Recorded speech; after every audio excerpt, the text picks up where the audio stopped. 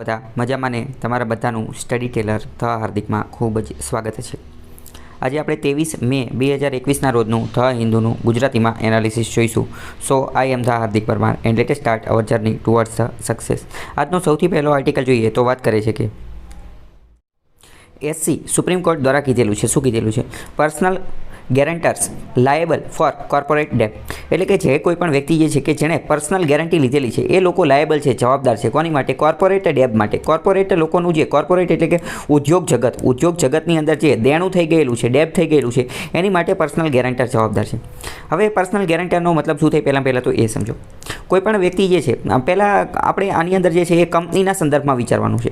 તો જ્યારે કોઈ પણ વ્યક્તિ કંપની ચાલુ કરે છે તો ત્યારે જે છે એ બે પ્રકારના એકાઉન્ટ જોવા મળે છે, બે પ્રકારના બેંક એકાઉન્ટ જોવા મળે। એક તો એ વ્યક્તિનું ખુદનું જે બેંક એકાઉન્ટ હોય એ, અને બીજું તો એ કંપનીનું બેંક એકાઉન્ટ હોય એ। એટલે ટૂંકમાં આપણે વાત કરીએ તો આ મુકેશ અંબાણી છે તો મુકેશ અંબાણીનું પર્સનલ બેંક એકાઉન્ટ અલગ હશે, અને મુકેશ અંબાણીની જે કંપની જે છે રિલાયન્સ જીઓ, તો જીઓનું બેંક એકાઉન્ટ અલગ હશે, બરાબર? તો બંને જે છે એ અલગ હશે। હવે માની લેવું કે જીઓ કંપનીની અંદર, રિલાયન્સ જીઓ કંપનીની અંદર એણે કંઈક કાર્ય કરવું છે અને એની માટે એને પૈસાની જરૂર છે અને એની માટે લોન લેવા જાય છે, એની માટે બેંકની અંદર લોન લેવા જાય છે અને કહે છે કે મારે આ રિલાયન્સ જીઓની અંદર 4G ચાલુ કરવું છે। તો 4G ચાલુ કરવા માટે મારે અમુક 4G નહીં 5G ચાલુ કરવું છે, કારણ કે 4G તો અત્યારે છે તે 5G ચાલુ કરવું છે। તો એની માટે અલગ અલગ ઇન્ફ્રાસ્ટ્રક્ચર ને એ બધું બનાવવાનું છે, એની માટે થોડાક પૈસાની જરૂર છે, તો તમે થોડાક પૈસા આપો।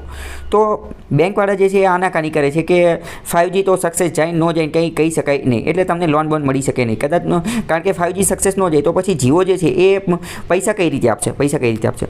તમને એવું લાગે કે હા મુકેશ અંબાણી તો ખુદ ઘણા બધા અમીર વ્યક્તિ છે, એ ખુદ જ પૈસા દઈ દે, એ કદાચ ફેલ જાય તોય, પરંતુ આની અંદર એવું ન હોય। જ્યારે કોઈ પણ વ્યક્તિ બેંક પાસેથી આજે કંપનીના નામ ઉપર જ્યારે લોન લે, કંપનીના નામ ઉપર લોન લે, તો જો કંપની જે છે પછી એ કંપનીએ તે એ પૈસા ચૂકવવાનો હોય। પછી કંપની જો નુકસાનમાં જતી હોય તો પછી એ પૈસા ન ચૂકવે તો પણ ચાલે, તો પછી એ વ્યક્તિ પાસેથી ઉઘરાણી કરી શકાય નહીં, બરાબર? પરંતુ પર્સનલ ગેરંટીનો મતલબ શું? પર્સનલ ગેરંટીનો મતલબ જ એનો મતલબ જ એમ કે જ્યારે મુકેશ અંબાણી જે છે એ જીઓ માટે લોન લેવા જાય અને બેંકવાળા ના પાડે કે 5Gના હજી દૂર સુધી કંઈ દેખાતું નથી, સરકાર કદાચ પરવાનગી નહીં આપે ને ઓલું આપશે ને પેલું થશે ને, તો કે કદાચ તમારી કંપની નુકસાનમાં જશે અને પછી તમે લોન નહીં ભરો તો આવા કેસની અંદર મુકેશ અંબાણી એવું કહે કે જો આવું થશે તો હું મારા ખુદના પૈસાથી લોન ભરી દઈશ, મારી પાસે ઘણા બધા પૈસા છે, એ તો તમને ખબર જ હશે। તો એવું કહે તો આ વસ્તુને કહેવાય પર્સનલ ગેરંટી। શું કહેવાય? Personal guarantor. તો સુપ્રીમ કોર્ટે અત્યારે એવી વસ્તુ કીધેલી છે કે જે લોકોએ પર્સનલ ગેરંટી લઈ અને લોન લીધેલી છે કોર્પોરેટ સેક્ટરની અંદર, એટલે કે ઉદ્યોગ જગતની અંદર, એ લોકોને પણ ડેબ એટલે કે દેણાના દાયરાની અંદર લઈ આવો, એવું સુપ્રીમ કોર્ટે કીધેલું છે।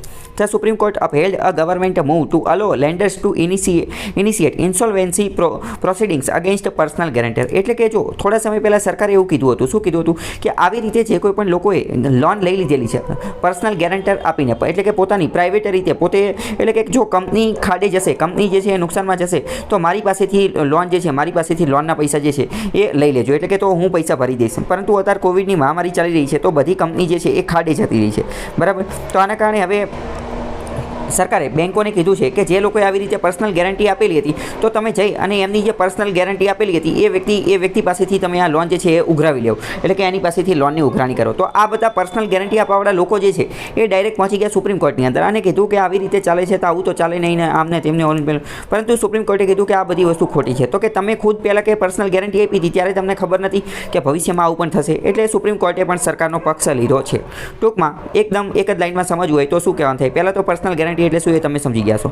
બીજું સમજવાની કોશિશ કરીએ તો સુપ્રીમ કોર્ટ અને સરકાર એ બંને એવું કીધું છે, કોને કીધું છે? બેંકને એવું કીધું છે કે ઉદ્યોગ જગતની અંદર, એટલે કે કોર્પોરેટ સેક્ટરની અંદર જેટલા પણ લોકોએ, જેટલી પણ કંપનીવાળાએ, જેટલા પણ બિઝનેસમેન હતા એ બધાએ પોતાની કંપની માટે લોન લીધેલી હતી। કોના આધારે? તો કે પર્સનલ ગેરંટીના આધારે લોન લીધેલી હતી, અને જે લોકો હવે લોન ભરતા નથી તો એમની વિરુદ્ધમાં હવે ઇન્સોલ્વન્સી પ્રક્રિયા જે છે, ઇન્સોલ્વન્સી પ્રોસિડિંગ્સ એ હવે શરૂ કરી દેવ। ઇન્સોલ્વન્સીનો મતલબ શું? એટલે કે નાદારી માટેની પ્રક્રિયા શરૂ કરી દેવ, એટલે કે હવે તમે અહીંયા જે ઉઘરાણી કરો એ જો લોન ભરે છે તો ઠીક છે, જો લોન નથી ભરતા તો એ જે વ્યક્તિએ પર્સનલ ગેરંટી આપેલી હતી એને શું કરો? એને ઇન્સોલ્વેન્ટ એટલે કે નાદાર ઘોષિત કરી દો। નાદારનો મતલબ શું? નાદારનો મતલબ જ એમ કે હવે એની પાસે પૈસા દેવા માટે એની પાસે પૈસા છે જ નહીં, એની પાસે કાંઈ છે જ નહીં, કે પૈસા લોન પાછી ભરી શકે એવી એની ઓકાત નથી, એવી એની પરિસ્થિતિ નથી, એટલે કે એકદમ કંગાળ થઈ ગયો છે, દીન થઈ ગયો છે, એકદમ ગરીબ થઈ ગયો છે।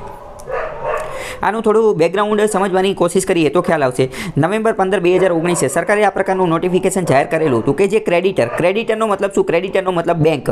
ક્રેડિટર એટલે કે જે લોન આપે છે. ક્રેડિટરનો મતલબ એવો થાય બેંક, ખાસ કરીને જે લોન આપતું હોય. પછી એ બેંક જ હોય એવું જરૂરી નથી, NBFC પણ હોઈ શકે અથવા બીજી અલગ અલગ જગ્યા પણ હોઈ શકે, બરાબર. તો એટલે કે 2019ની અંદર સરકારે નોટિફિકેશન બહાર પાડેલું હતું અને ક્રેડિટરને કીધું હતું, ક્રેડિટર લોકોને એટલે કે બેંકવાળાને કીધું હતું, જે લોકોએ લોન આપેલી છે એને કીધું હતું, ફાઇનાન્શિયલ ઇન્સ્ટિટ્યુશન જેમ કે bank, to move against personal guarantee under the Indian bankruptcy act was legal and valid. શું કીધું હતું સરકારે ક્રેડિટર લોકોને એટલે કે લોન આપવાવાળી સંસ્થાને ખાસ કરીને બેંકોને કીધું હતું કે જે લોકોએ તમારી પાસે પર્સનલ ગેરંટીના નામ ઉપર લોન લીધેલી છે એ લોકો ઉપર હવે તમે IBCના આધારે પ્રક્રિયા જે છે શરૂ કરી શકો છો. અને જો તમે એ વ્યક્તિ ઉપર IBCના આધારે પ્રક્રિયા શરૂ કરશો તો એ લીગલ એટલે કે કાયદાકીય રીતે વેલિડ યોગ્ય ગણવામાં આવશે.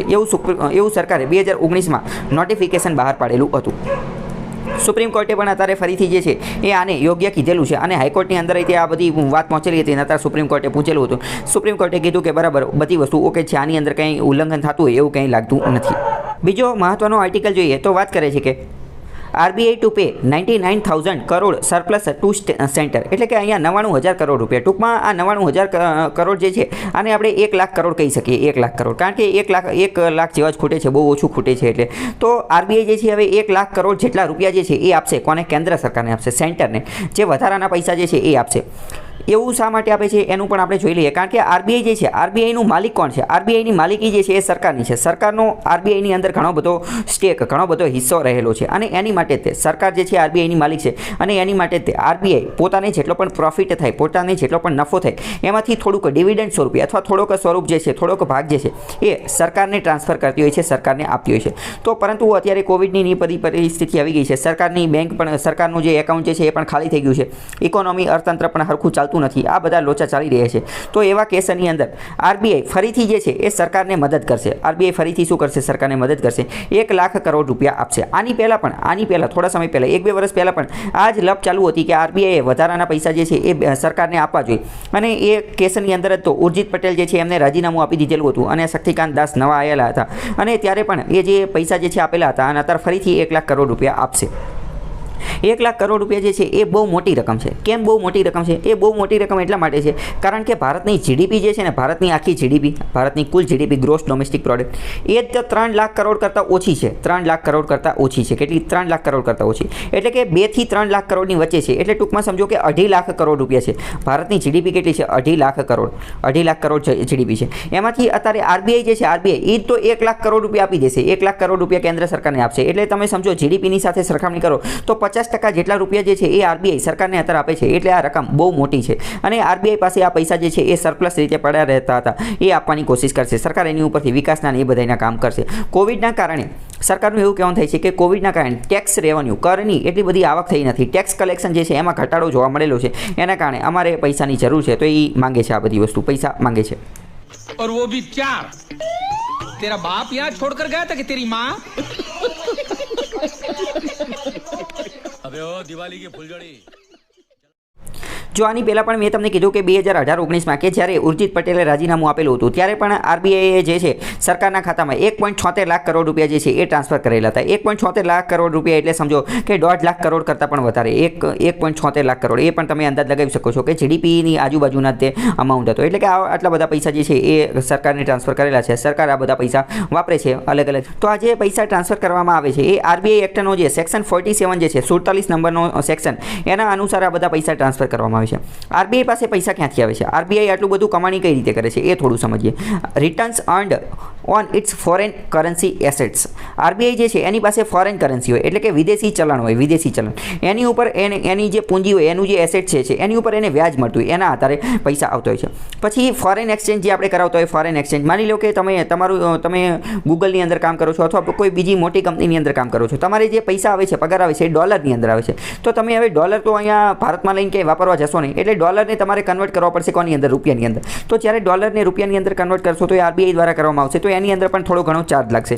તો એ પૈસા પણ કોને આરબીઆઈને મળી જશે. પછી અલગ અલગ બેન્કો જે છે એ આરબીઆઈ પાસે પૈસા ને એ બધું લેતા હોય તો એમાં પણ અલગ અલગ ઇન્ટરેસ્ટ એટલે કે ઇન્ટરેસ્ટ રેટ વ્યાજ ને એવું બધું લાગતું હોય. તો આ બધી બાબતમાં આરબીઆઈને પૈસા ને એ બધું થતું હોય. આની સિવાય આંતરરાષ્ટ્રીય બીજી સારી એવી સરકાર હોય અથવા બીજી એવી બેંક હોય તો એના બોન્ડ જે છે એના બોન્ડ એ પણ આરબીઆઈ લીધેલા હોય તો એની ઉપર પણ એને વ્યાજ મળતું હોય. બીજી સારી સરકાર હોય એના આરબીઆઈ ટ્રેઝરી બિલ પણ લીધેલા હોય એની ઉપર પણ એને વ્યાજ મળતું હોય. ટોપ રેટેડ સિક્યુરિટી પણ એને ખરીદેલી હોય. પછી અલગ અલગ બીજી બેંકની અંદર આરબીઆઈએ પણ વિશ્વની બીજી બેંકની અંદર પોતાને આ પૈસા જે છે ડિપોઝિટ કરેલા હોય તો એની અંદર પણ એને ઇન્ટરેસ્ટ વ્યાજ મળતું હોય. પછી interest on holding of local રૂપી ડિનોમિનેટેડ ગવર્મેન્ટ બોન્ડ્સ સરકારના આરબીઆઈ જે જીસેક વેચેલી હોય ગવર્મેન્ટ સિક્યુરિટી અથવા બીજા અમુક બોન્ડ જે વેચેલા હોય એની ઉપર પણ એને જે છે એ વ્યાજ મળતું હોય. પછી management commission on handling the borrowing of state government રાજ્ય સરકાર અને કેન્દ્ર સરકારને અમુક જે પૈસા આપેલા હોય એની ઉપર પણ એને વ્યાજ મળતું હોય. તો આ બધી વસ્તુના આધારે આરબીઆઈને આવક થતી હોય એટલે કે આરબીઆઈ પાસે પૈસા કઈ રીતે આવે એ મેં તમને અત્યારે જ કીધું તો આટલી જગ્યાએથી આરબીઆઈ પાસે પૈસા આવે. તો હવે આરબીઆઈ પૈસા ખર્ચ ક્યાં કરે? આરબીઆઈનો એક્સપેન્ડિચર ખર્ચો કયો છે? તો આરબીઆઈનો એક્સપેન્ડિચર વાત કરીએ તો mainly on printing currency notes. Note છાપવાની હોય બરાબર, ચલણી નોટ જે છાપવાની હોય 500ની 1000ની તો બંધ કરી નાખી, 2000ની ને 200ની આ બધાની જે નોટ છાપવાની હોય એ બધાનું પ્રિન્ટિંગ ખર્ચ જે છે એ આરબીઆઈનામાંથી આવે. પછી સ્ટાફ, એની માટે જે સ્ટાફ રાખવાનો હોય એ બધાને ખર્ચો પગાર આપવાનો ને એ બધું પણ એની ઉપર આવે. Commissions to banks undertaking transaction on behalf of the government on primary dealers ને આ બધી વસ્તુ અંડર રાઇટિંગ ને આ બધી વસ્તુ હોય એની માટે પણ આરબીઆઈ જે છે એને પૈસા ચૂકવવાનો હોય. સેન્ટ્રલ બેંકનો ટોટલ ખર્ચ જોઈએ એટલે કે આરબીઆઈનો ટોટલ ખર્ચ જોઈએ તો expenditure on printing and commission firm is only 1/7 એટલે કે આ બધાની અંદર જેટલો એનો ખર્ચો થાય એ કેટલો હોય તો કે એ 1/7 7 રૂપિયામાંથી 1 રૂપિયા ખર્ચ જ તે એની અંદર થતો હોય છે.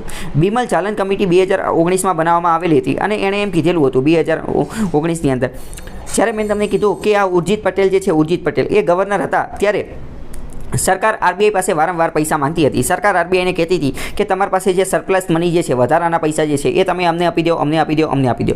ઉર્જિત પટેલે ના પાડી દીધી કે ના આમ કે તમે ગમે ત્યારે પૈસા માંગો ત્યારે તમને દઈ દેવાના ન હોય કારણ કે સરકાર જે છે 5 વર્ષ માટે આવે છે. ઉર્જિત પટેલનું એવું કહેવાનું થતું હતું કે 5 વર્ષ માટે સરકાર આવે છે બરાબર, તમે ત્યારે પૈસા લઈને જતા રહો પરંતુ આરબીઆઈ તો અહીંયા જ રહેવાનું છે. આરબીઆઈ જે છે એ તો લાઈફ ટાઈમ રહેવાનું છે ને, જે આરબીઆઈના ગવર્નર જે છે એને તો અહીંયા રહેવાનું છે. સરકાર તો 2024માં આવે ન આવે કંઈ નક્કી કહી જ ન શકાય. એટલે આવી બધી ટસલ ને એવું બધું ચાલતું હતું તો એના કારણે બિમલ જાલન કમિટી બનાવવામાં આવી. પરંતુ બિમલ જાલન કમિટીએ એવું કીધું, શું કીધું કે આરબીઆઈ પાસે જે વધારાના 1.76 લાખ કરોડ રૂપિયા જે છે એ સરકારને ટ્રાન્સફર કરી દેવા જોઈએ અને પછી કરી દીધા હતા. આ જે 1.76 લાખ કરોડ રૂપિયા જે છે એ ડિવિડન્ડ સ્વરૂપના હતા, ડિવિડન્ડ સ્વરૂપના એ આરબીઆઈ સરકારને ટ્રાન્સફર કરી દીધા હતા. તો બિમલ જાલન કમિટી જે છે એ પૂછાઈ જાય તો તમારે એ ખબર હોવી જોઈએ. બીજો મહત્વનો આર્ટિકલ જોઈએ તો વાત કરે છે કે ઇકોનોમી સાથે સંબંધિત છે. Rules for insurance firms control tweaked after FDI ceiling raised to 74%. આ બજેટ સત્ર હતું. બજેટની અંદર જાહેરાત કરવામાં આવેલી હતી અને પછી સરકાર દ્વારા એક કાયદો પણ લાવી દીધો અને કાયદા અંતર્ગત ભારતનું જે ઇન્સ્યોરન્સ સેક્ટર જે છે ઇન્સ્યોરન્સ સેક્ટર એટલે કે વીમા ક્ષેત્રની અંદર પહેલાં એફડીઆઈની લિમિટ જે છે એફડીઆઈની લિમિટ એ 49% 49% હતી. આને વધારી અને સરકારે કેટલી કરી નાખી 74% કરી નાખી. એનો મતલબ શું? એનો મતલબ એમ કે વિદેશની કંપની ભારતની અંદર વીમા ક્ષેત્રે કેટલી માલિકી ધરાવી શકશે તો કે 74% માલિકી ધરાવી શકશે. મતલબ કે માની લો કે કોઈ વીમાની કંપની છે, એબીસી નામની વીમાની કંપની છે. તો પહેલાં એવું હતું કે વિદેશની કોઈ કંપની છે એ આ એબીસી વીમા કંપનીની અંદર 49% માલિકી ધરાવી શકે, પરંતુ હવે નવા નિયમો અનુસાર આ એબીસી નામની વીમા કંપનીની અંદર વિદેશની કંપની જે છે એ 74% જેટલી માલિકી પણ ધરાવી શકે છે. તો આના કારણે શું થયું અને આની સાથે બીજા પણ અમુક નિયમો જે છે આની અંદર નોમિનેટ કરવામાં આવેલા હતા. તો અત્યારે એવું નક્કી થયું છે કે હવે આના કારણે આ નવા નિયમના કારણે ભારતના જે પ્રમોટર જે છે ઇન્ડિયન પ્રમોટર કે જે વિદેશના લોકોને ફોરેન પાર્ટનરને ડિરેક્ટર તરીકે નોમિનેટ કરતા હતા એ કરી શકશે નહીં. એ શા માટે નહીં કરી શકે એ તમારે જો જાણવું હોય તો આ એફડીઆઈ જે વધારી અને 74% કરેલી છે અને એની માટેનો જે કાયદો બનાવવામાં આવેલો હતો એ કાયદાનો મેં એક અલગ વિડીયો બનાવેલો છે. એમાં એ બધી વસ્તુ મેં ડિટેલમાં સમજાવેલી છે કે એવું શા માટે છે, શા માટે જે બોર્ડ ઓફ ડિરેક્ટર્સની અંદર વધુ સભ્યો જે છે એ નહીં રહી શકે એની માટે કાયદો બનાવેલો છે એ તમે જોઈ લેજો. એ કાયદાનું નામ આ હતું ઇન્સ્યોરન્સ અમેન્ડમેન્ટ બિલ 2021નું. એમાં એની લિંક પણ તમને ડિસ્ક્રિપ્શનમાં મળી જશે. બીજો મહત્વનો આર્ટિકલ જોઈએ તો ઇન્ડિયન એક્સપ્રેસની અંદર એક સુંદર આર્ટિકલ આવેલો છે. શું કે અત્યારે એક સર્વે દ્વારા જાણવા મળેલું છે. શું જાણવા મળેલું છે કે currency with public at a new high, why is it rising. લોકોના હાથમાં જે ચલણી નાણું જે છે લોકોના હાથની અંદર જે હોય છે પૈસા કરન્સી એના પ્રમાણની અંદર ધીમે ધીમે વધારો જોવા મળેલો છે. હવે જે પૈસા જે છે કરન્સી નોટ પૈસા જે છે પૈસા એ અલગ અલગ પ્રકારના પૈસા હોઈ શકે. બે પ્રકારના પૈસા તો અત્યારે હું તમને તાત્કાલિક જ ગણી દઉં. એક પૈસા એવા કે જે તમારી પાસે કેશમાં છે એટલે કે રોકડમાં છે એ તો જે પૈસા રોકડમાં છે એને કહેવાય કરન્સી વિથ પબ્લિક એટલે કે લોકોની પાસે જેટલા પૈસા છે કેશમાં હોય એને કહેવાય રોકડ પૈસા બરાબર. અને બીજા પૈસા કયા? બીજા પૈસા એ કે જે તમારા બેંક એકાઉન્ટની અંદર છે. એ બેંક એકાઉન્ટની અંદર એટલે કે સેવિંગ એકાઉન્ટમાં પણ હોઈ શકે છે અને કરંટ એકાઉન્ટમાં પણ હોઈ શકે છે. પોસ્ટ ઓફિસના બેંક એકાઉન્ટમાં પણ હોઈ શકે અથવા વોલેટની અંદર બીજી કોઈ પણ જગ્યાએ હોઈ શકે. બરાબર. તો એક તો બેંક પાસે હોય એક તો તમારા બેંક એકાઉન્ટમાં જે જમા હોય એ પૈસા, અને બીજા જે છે એ કયા? તો કે બીજા જે પૈસા જે છે એ તમારી પાસે કેશ છે એ. તો અત્યારે એવું જાણવા મળેલું છે. શું જાણવા મળેલું છે? કે લોકોની પાસે કેશ પૈસા જે છે એમાં વધારો જોવા મળેલો છે. એટલે કે currency with public is rising. તો આ એક રીતે ઇકોનોમી માટે, અર્થતંત્ર માટે આ સારો સંકેત નથી. શા માટે સારો સંકેત નથી એ પણ આપણે જોઈએ. લોકો કેશમાં પૈસા શા માટે રાખે છે? લોકો કેશમાં પૈસા એટલા માટે રાખે છે કારણ કે એમને વિશ્વાસ ઓછો છે. કોની ઉપર વિશ્વાસ ઓછો છે? પહેલું એક તો બેંક ઉપર, બીજું સરકાર ઉપર. બેંક ઉપર અને સરકાર ઉપર બે ઉપર વિશ્વાસ ઓછો છે. કારણ કે લોકો બેંકમાં પૈસા ક્યારે મૂકે? એ ત્યારે જ મૂકે જ્યારે એમને બેંક ઉપર વિશ્વાસ હોય. એમને એવું હોય કે મને વ્યાજ મળશે ને ઓલું મળશે ને પેલું મળશે ને આ બધું ના થાય. અને એ પણ વિશ્વાસ હોય કે બેંક બંધ નહીં થઈ જાય, સરકાર પડી નહીં ભાંગે. આ બધો વિશ્વાસ હોય એના આધારે. બરાબર. પરંતુ જ્યારે લોકો કેશમાં, રોકડમાં પૈસા વધુ રાખે છે એનો મતલબ શું? એનો મતલબ એમ કે લોકોને ખબર છે કે ગમે ત્યારે ઇમરજન્સી આવી જશે. બરાબર. ગમે ત્યારે ઇમરજન્સી આવી જશે એટલે કે ગમે ત્યારે દવાખાનું પણ આવી જાય. આવી બધી પરિસ્થિતિની અંદર કેશમાં પૈસા હોવા જરૂરી છે. અને ખાસ કરીને તો અત્યારે લોકોએ એટલે જ વધારે પૈસા કેશમાં રાખેલા છે કારણ કે કોવિડની મહામારી ચાલી રહી છે. બરાબર. તો લોકોને ગમે ત્યારે ગમે એટલા પૈસાની જરૂર પડે. એ બેંક એકાઉન્ટ ખાલી થતાં વાર ન લાગે. દવાખાનાની અંદર જાવી તો 1-2 લાખનું બિલ તો આરામથી બની જતું હોય છે. બરાબર. તો એવી રીતે લોકોની પાસે કરન્સી જે છે એ એટલે કે કેશ, રોકડ પૈસા જે છે વધી રહ્યા છે. તો ઇકોનોમી, અર્થતંત્ર માટે આ સારી વસ્તુ નથી.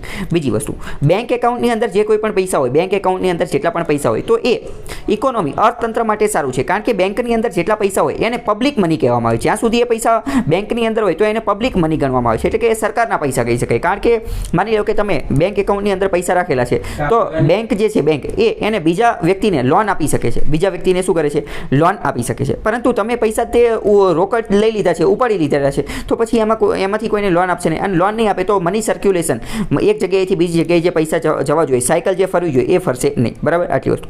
બીજી વસ્તુ, લોકોના હાથમાં પૈસા હોય એ ખોટી વસ્તુ છે. એ ખરાબ વસ્તુ બીજી કઈ રીતે છે?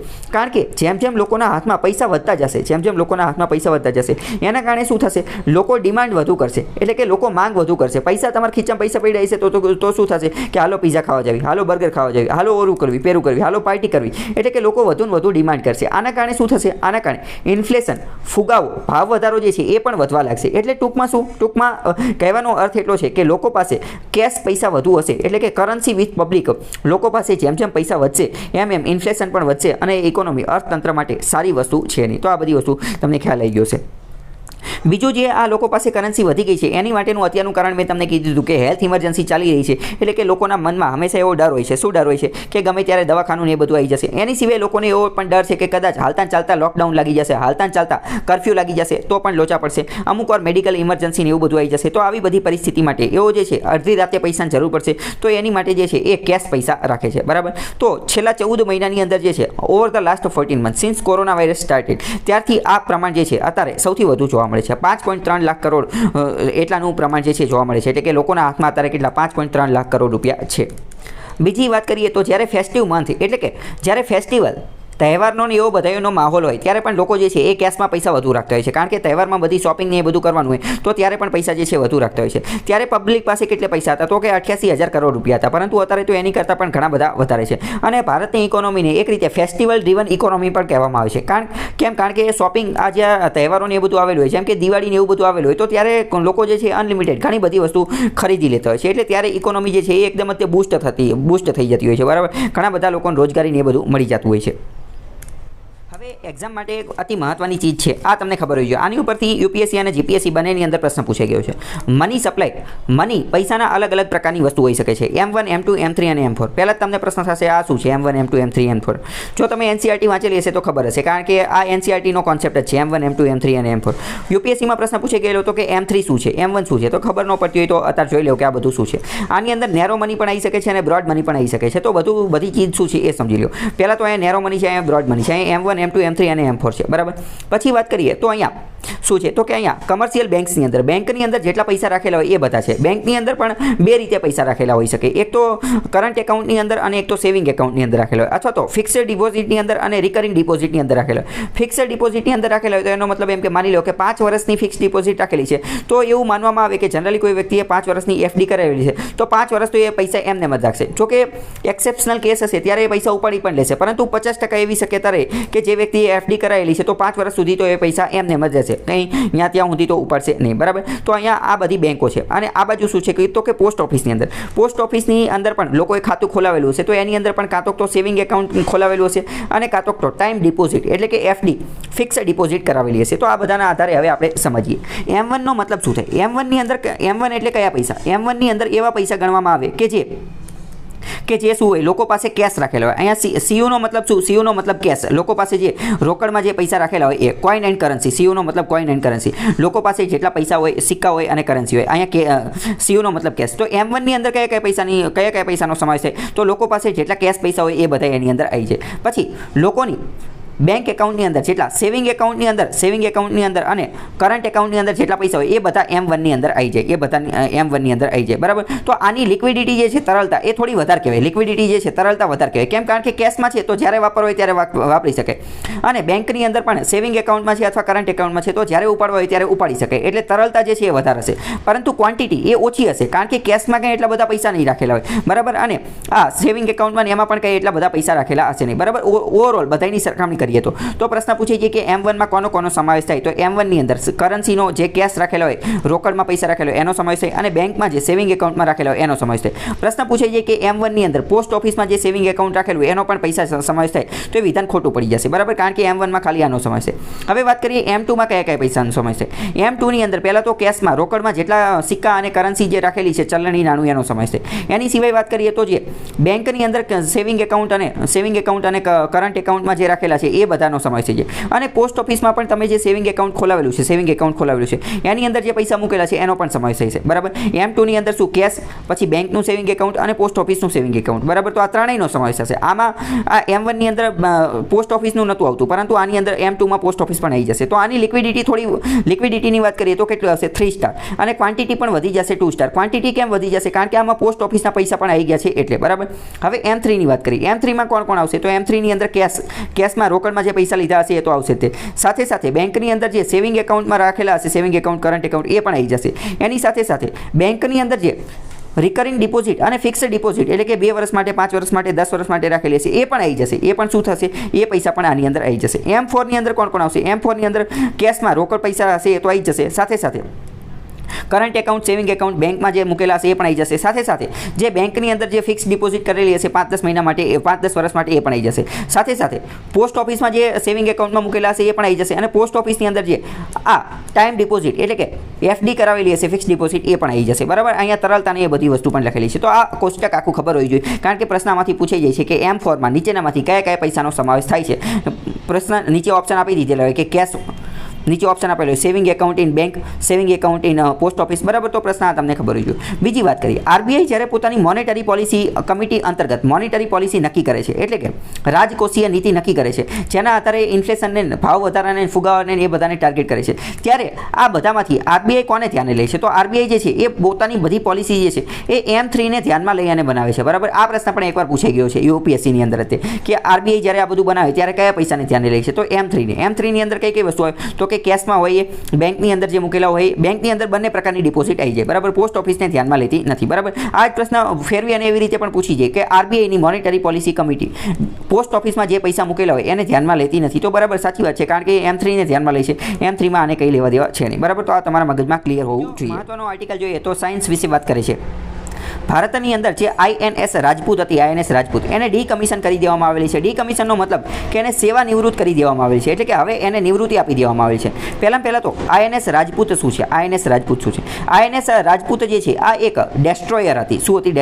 ડેસ્ટ્રોયર એટલે કે આ એક પ્રકારનું એવું શિપ હતું, એક પ્રકારનું એવું જહાજ હતું, એક પ્રકારનું એવું વાહન હતું કે જે ડેસ્ટ્રોયર તરીકે વપરાતું હતું. ડેસ્ટ્રોયર જે છે એ હંમેશા એટેક કરવા માટે વપરાતા હોય. એટેક એટલે કે હુમલો કરવા માટે વપરાતા હોય. દુશ્મન દેશનું જે જહાજ હોય એને આપણે હિટ કરી દેવો હોય તો એની માટે આ વપરાતું હોય, બરાબર. તો પ્રશ્ન ડાયરેક્ટ પૂછાઈ જાય, INS રાજપૂત એને અત્યારે તાજેતરમાં ડીકમિશન કરવામાં આવેલું છે, સેવા નિવૃત્ત કરવામાં આવેલું છે, એ શું હતું? તો એ ડેસ્ટ્રોયર હતું. બાકી તમારે જાણવું હોય કે ડેસ્ટ્રોયર શું છે, ફ્રીગેટ શું છે, કોર્વેટ શું છે, આ બધા ઉપર મેં અલગ વિડીયો બનાવેલું છે, એ તમે જોઈ લેજો. એની લિંક પણ તમને ડિસ્ક્રિપ્શનમાં મળી જશે. તો આજે INS રાજપૂત જે છે એ USSRના ઈરાનું હતું, એટલે કે USSR રશિયા જે ભૂતકાળમાં USSR હતું એના સમયમાં આ નિર્માણ પામેલું હતું. USSRનું ડિસઇન્ટિગ્રેશન 14 દેશોમાં થયેલું હતું, એટલે કે 1990ની અંદર એનું 14 દેશમાં વિઘટન થયેલું હતું. 1990ની પહેલાં USSR હતું, બરાબર. તે એ સમયનું આ INS રાજપૂત હતું, ડેસ્ટ્રોયર હતું. એને કોણે બનાવેલું હતું? તો કે USSR બનાવેલું હતું. USS. તો આજે INS રાજપૂત જે છે એ કઈ જગ્યાએ કાર્યરત હતું? તો કે નેવલ ડોકેડ વિશાખાપટ્ટનમની અંદર એ કાર્યરત હતું અને 41 વર્ષની સેવા આપી. એની પછી એને આ ડેસ્ટ્રોયરને જે છે એ ડીકમિશન કરી દેવામાં આવેલું છે. The ship was decommissioned in solemn and low key event due to the ongoing covid pandemic. કોવિડની મહામારીના કારણે આને રદ કરીને when the national flag naval ensign and the decommissioning pennant were lowered at the sunset time. INS Rajput has participated. INS રાજપૂતે બીજી પણ ઘણી બધી અલગ અલગ બેટલની અંદર એ બધી જગ્યાએ મહત્વના ઓપરેશનની અંદર એ બધાની અંદર પણ ભાગ લીધેલો હતો. જેમ કે ઓપરેશન અમન આપણે શરૂ કરેલું હતું. ક્યાં? તો કે શ્રીલંકાની અંદર આપણે જે ઇન્ડિયન પીસ કીપિંગ ફોર્સ હતી એને મદદ આપવા માટે આપણે જે ઓપરેશન કરેલું હતું. કોણે? તો કે ઇન્ડિયન નેવીએ, ભારતીય નૌસેનાએ. એની અંદર પણ આ INS રાજપૂત જે છે એને મહત્વની ભૂમિકા ભજવેલી હતી. INS રાજપૂતની થોડી વાત કરીએ તો લીડ શિપ, મહત્વનું શિપ હતું ઓફ ધ કાસિની ક્લાસ. કયું ક્લાસ હતું? તો કે કાસિન ક્લાસ ડેસ્ટ્રોયર હતું. ડેસ્ટ્રોયર એટલે કે સામેવાળાનું જહાજ તોડી પાડવા માટેની એક વસ્તુ. USSR બનાવેલું હતું. કમિશન ક્યારે હતું? 1980ના સમયગાળામાં ભારતની અંદર એ આવેલું હતું. Has rendered yeoman service to Indian navy. 41 વર્ષ સુધી ભારતની અંદર એણે સેવા આપેલી છે. INS Rajput was constructed in the 61 Communard shipyard in Nikolaev under the original Russian named નાઝેરાઈ મિનિંગ હોપ. રશિયાની અંદર પહેલાં તો આ બનાવવામાં આવેલું હતું અને રશિયાની અંદર આનું નામ શું હતું? તો કે નાડેઝ રની. બરાબર. રશિયન ભાષાની અંદર તો રશિયન ભાષા તો આપણને એટલી બધી આવડતી નથી, એટલે આ બોલતાય આવડતું નથી, બરાબર. પણ એનો મતલબ થાય હોપ એટલે કે આશા, બરાબર. હોપ એટલે કે આશા. અને રશિયાની અંદર નહોતું બન્યું, પરંતુ યુક્રેનની અંદર બન્યું હતું. યુક્રેન જે છે એ પહેલાં રશિયાનું જ ભાગ હતું. કેમ? કારણ કે USSRનું બનેલું હતું. USSRનું 1990માં જ્યારે વિઘટન થયું તો વિઘટન થયા પછી 14 અલગ દેશ બન્યા. એમાંનો એક દેશ રશિયા છે અને એમાંનો એક દેશ યુક્રેન છે, બરાબર. એટલે યુક્રેનને આ બધું એક જ હતું. તો ત્યારે આ વસ્તુ જે છે એ બનાવવામાં આવી હતી INS રાજપૂત. પછી આજે INS રાજપૂત જે છે એણે માલદીવની અંદર પણ અમુક ઓપરેશનની અંદર અને લક્ષદ્વીપની અંદર પણ અમુક ઓપરેશનની અંદર ભાગ લીધેલું હતું. ઓપરેશન કેક્ટસ કે જે માલદીવ માટે હતું અને ઓપરેશન આ ક્રાઉન સેટ જે છે કે લક્ષદ્વીપ માટે હતું, એ બધાની અંદર પણ આણે ભાગ લીધેલું હતું. તો હવે આજ માટે આટલું રાખીએ. બાકી કાલે મુલાકાત થશે. ત્યાં સુધી જોડાયેલા રહો સ્ટડી ટેલર ધ હાર્દિક સાથે.